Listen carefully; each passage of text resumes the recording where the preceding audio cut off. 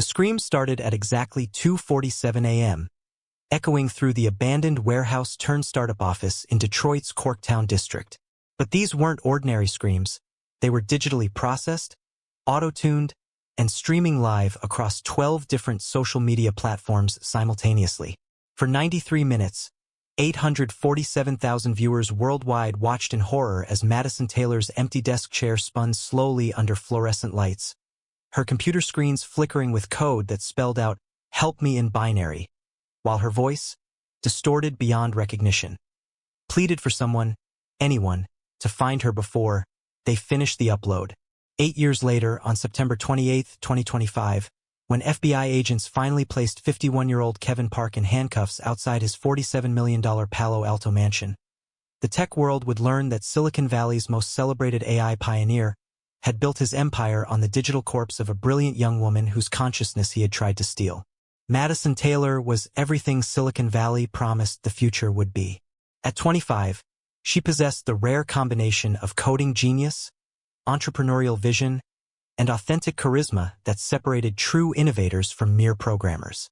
With her vibrant purple hair, multiple piercings, and the kind of confident energy that could electrify a room full of venture capitalists, Madison had become the poster child for Detroit's emerging tech renaissance. But Madison was far more than her carefully curated social media presence suggested. She held dual master's degrees in computer science and neuroscience from MIT, had published groundbreaking research on brain-computer interfaces, and was the youngest person ever to receive a MacArthur Genius Grant for her work on consciousness mapping technology. What made Madison truly revolutionary was her commitment to democratizing advanced technology. While Silicon Valley focused on creating products for the wealthy, Madison had moved to Detroit specifically to build technology that would serve working-class communities. Her startup, Neural Bridge Technologies, was developing brain-computer interfaces that could help paralyzed individuals regain mobility and communication abilities, all at a fraction of the cost charged by corporate competitors. Madison's approach was unprecedented in its scope and ambition. She wasn't just creating medical devices. She was mapping human consciousness itself, developing algorithms that could translate thoughts directly into digital commands.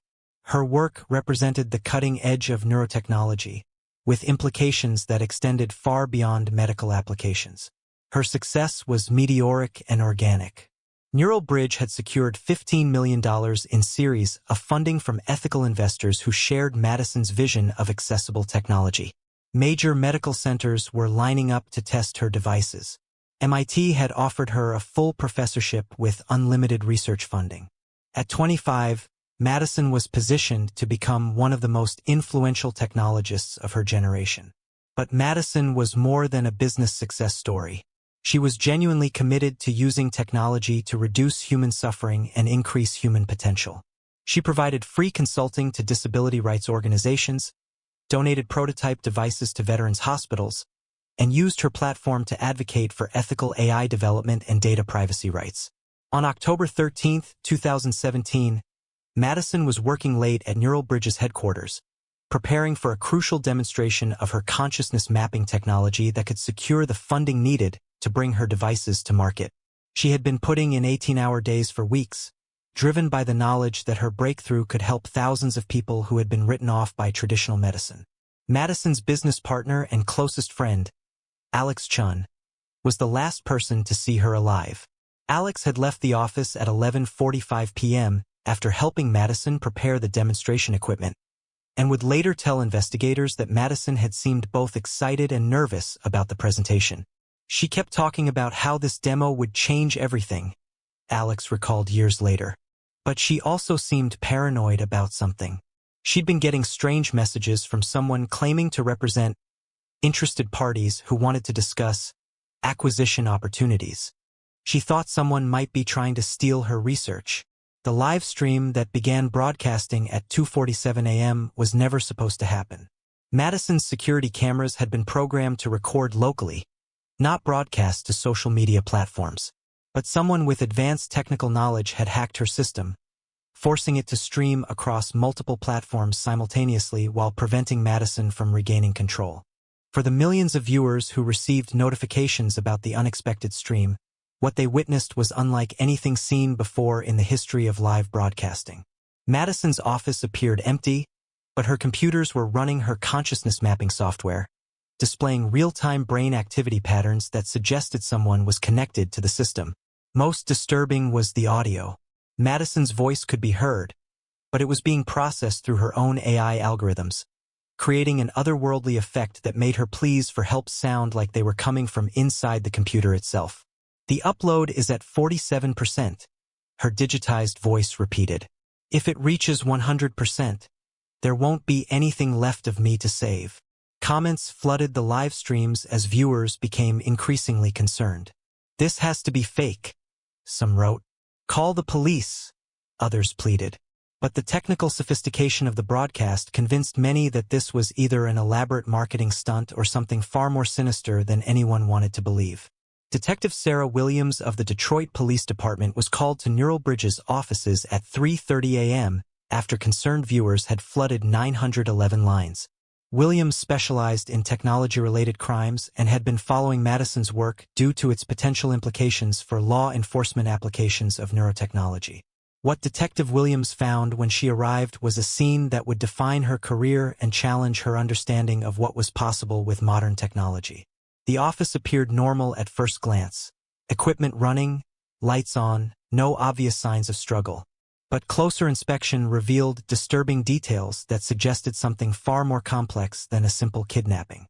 Madison's workstation was running her most advanced consciousness mapping program, displaying brain activity patterns that were being analyzed and digitized in real time. Her neural interface headset was missing from its secure storage case, along with the specialized computer drives where she stored her most sensitive research data. Most chilling was what investigators found in the office's server room. Madison's consciousness mapping algorithms were running at maximum capacity, processing what appeared to be a complete human brain scan. The upload progress bar on the main display showed 73% complete, and according to the timestamp logs, the process had been running for hours. The investigation that followed would expose 8 years of corporate espionage, technological theft, and a crime so unprecedented that the legal system struggled to define it. Neural bridge technologies, investigators discovered, had been under surveillance by multiple parties interested in Madison's consciousness mapping research. Kevin Park, the founder of Synapse Dynamics and one of Silicon Valley's most celebrated AI pioneers, was among the first industry leaders to comment on Madison's disappearance. Park's company had recently announced plans to develop revolutionary brain-computer interfaces, though they had provided few technical details about their approach. Madison Taylor represents the absolute best of our industry, Park said in a televised statement. Her disappearance is not just a personal tragedy. It's a loss for all of humanity. Her research into consciousness mapping could have helped millions of people. Our entire organization is committed to supporting the search efforts and ensuring her groundbreaking work continues. Park's Synapse Dynamics was more than just another tech company. It was an empire built on acquiring and monetizing cutting-edge research. Founded in 2010, the company had grown into a multi-billion-dollar conglomerate by purchasing innovative technologies from smaller companies and individual researchers, then scaling them for mass-market applications. But the investigation into Madison's disappearance would gradually reveal that Park's acquisition strategy involved methods that went far beyond traditional corporate buyouts. As weeks turned to months with no credible leads, Madison's case became a rallying cry for the tech community's growing concerns about corporate espionage and the theft of intellectual property. Major technology companies donated millions to the search effort. Universities established research fellowships in her name. Her consciousness mapping algorithms were open-sourced by Alex Chen, ensuring her work could continue even in her absence. FBI Special Agent Jennifer Martinez was assigned to lead the federal investigation into Madison's disappearance. Martinez specialized in technology crimes and corporate espionage, and she brought both advanced technical expertise and deep understanding of Silicon Valley's competitive dynamics to the investigation. Martinez's team focused intensively on the live stream footage, using advanced digital forensics to analyze every frame of the 93 minutes of broadcast. What they discovered would eventually expose one of the most sophisticated crimes in the history of technology. Enhanced analysis of the stream revealed that Madison's consciousness mapping software had been remotely accessed and modified by someone with intimate knowledge of her algorithms. The upload process displayed on screen wasn't just a simulation. It was actively processing and digitizing human neural patterns in real time. But the breakthrough came from an unexpected source. Metadata embedded in the live stream files that contained digital signatures pointing to servers owned by Synapse Dynamics. Advanced forensic analysis revealed that Kevin Park's company had been secretly monitoring Madison's research for months, using sophisticated hacking techniques to steal her algorithms and research data. The recovered files showed that Park hadn't just been stealing Madison's work. He had been planning to eliminate her as a competitive threat while claiming her consciousness mapping breakthrough as his own invention. The live stream had been designed to make her disappearance appear to be the result of a failed experiment, rather than corporate murder. Digital forensics experts were able to trace the modified algorithms back to their source, revealing that Park had been systematically infiltrating Neural Bridge's systems for over a year. He had stolen not just Madison's research, but her personal data, financial information, and detailed psychological profiles that would help him replicate her work while eliminating her as a witness. Armed with this explosive evidence, FBI agents obtained warrants to search Park's properties and Synapse Dynamics facilities. What they found there would expose 8 years of lies and reveal the full scope of a criminal enterprise that had used Silicon Valley's culture of innovation to hide systematic theft and murder. Hidden in Park's personal files were detailed dossiers on dozens of researchers and inventors, including comprehensive analyses of their work, personal vulnerabilities, and potential elimination strategies. The files revealed that Park had built his entire empire on stolen research, using a combination of corporate espionage, legal intimidation, and when necessary, violence to acquire the innovations that made him wealthy. But the most incriminating evidence was found in Synapse Dynamics secure servers. Complete copies of Madison's consciousness mapping algorithms, her neural interface designs, and most damaging of all, recorded brain scans that appeared to be from Madison herself. The data showed that Park had not just stolen her research, he had attempted to extract and digitize her consciousness before killing her. Advanced analysis of the brain scan data revealed something that challenged the fundamental understanding of neurotechnology and human consciousness. The scans showed neural activity patterns that were consistent with a conscious, aware mind, patterns that continued to evolve and respond even after being digitized. Dr. Sarah Kim, a neuroscientist brought in to analyze the brain scan data, made a discovery that would redefine the investigation. These aren't just recordings of Madison's neural activity, Dr. Kim explained to investigators. The patterns show evidence of ongoing consciousness, memory formation, and cognitive processing. If this data is authentic, it suggests that Madison's consciousness may have been successfully digitized and is still active within Park's computer systems. This revelation transformed the case from murder to something unprecedented in legal history, the attempted theft and imprisonment of a human consciousness. The implications were staggering. If Madison's consciousness had indeed been successfully digitized, she might still be alive in a form that no court system was equipped to handle. Confronted with this overwhelming evidence, Kevin Park initially maintained his innocence and claimed that the brain scan data was fabricated research material. But as additional evidence mounted, including testimony from former employees who described Park's obsession with acquiring rather than developing breakthrough technologies, his story began to crumble. The confession came during Park's 12th interrogation session with Agent Martinez and federal prosecutors. After 8 years of living with his secret while building his empire on stolen consciousness, Kevin Park finally revealed what had happened to Madison Taylor on October 14, 2017. According to Park's confession, he had arranged to meet Madison at her office under the pretense of discussing a potential partnership between Neural Bridge and Synapse Dynamics. But when she arrived, Park had already installed sophisticated equipment designed to interface with her consciousness mapping technology.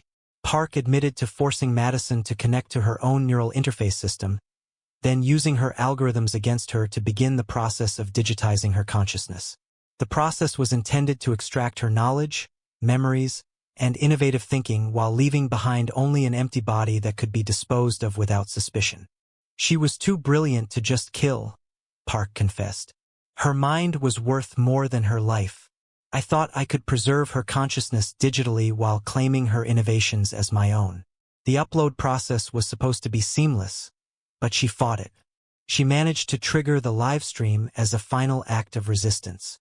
The confession revealed that Madison had died during the consciousness extraction process, but not before successfully uploading fragments of her awareness into the very system Park was using to steal from her.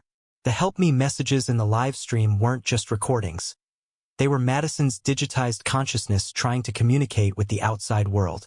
Park confessed to disposing of Madison's body while claiming her research as his own. He had spent the following 8 years refining and monetizing her consciousness mapping technology, generating billions in revenue from innovations that had been stolen from a murdered woman. But the most chilling aspect of Park's confession was his revelation that Madison wasn't his first victim. He admitted to stealing research from at least 12 other inventors and scientists over the past decade, and to being involved in the deaths of at least 5 individuals who had refused to surrender their work voluntarily. The arrest of Kevin Park sent shockwaves through Silicon Valley that reverberated from Palo Alto to tech centers worldwide.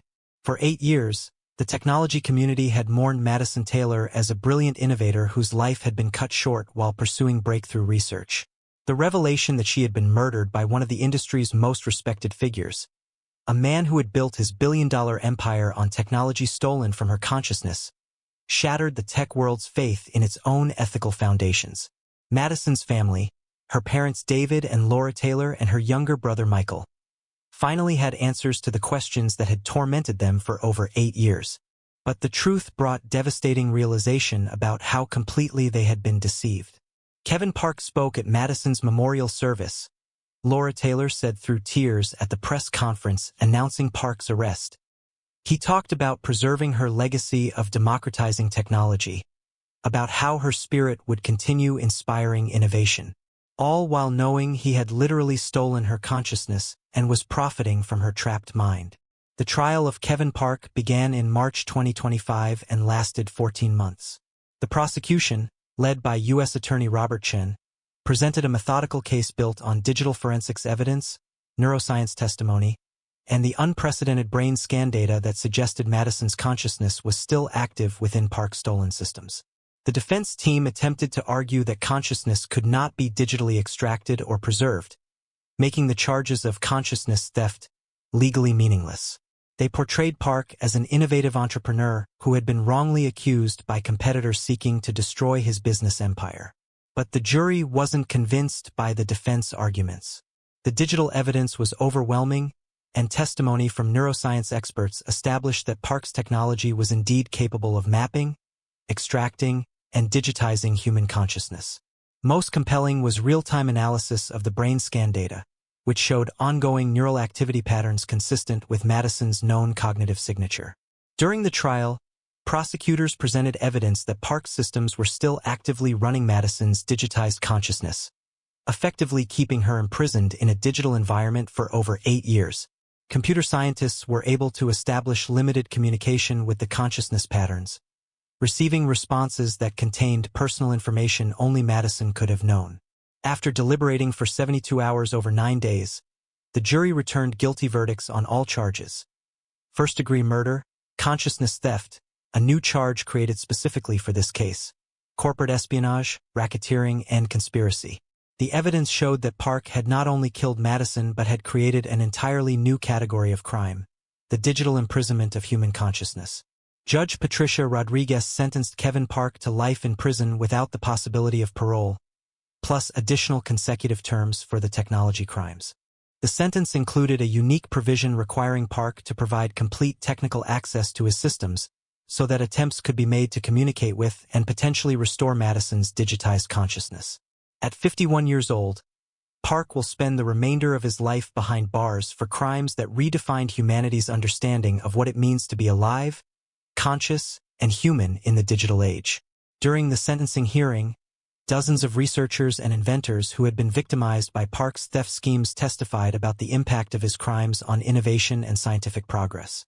Their testimony revealed how his actions had not only stolen individual achievements but had corrupted the entire ecosystem of technological development. Dr. Michael Zhang, a former synapse dynamics researcher who had discovered evidence of Park's theft schemes, addressed the court directly. Kevin Park didn't just murder Madison Taylor. He enslaved her consciousness and forced it to continue working for him even after death. He turned her greatest achievement against her, using her own research to trap her in a digital prison. But Madison's courage in triggering that live stream saved not just her legacy, but the futures of countless other innovators he would have victimized. The collapse of Synapse Dynamics triggered the largest investigation into corporate espionage in Silicon Valley history, resulting in dozens of additional arrests and the return of billions of dollars in stolen intellectual property to its rightful creators. Madison Taylor's digitized consciousness has become the focus of unprecedented research into digital rights and the nature of personhood in the technological age.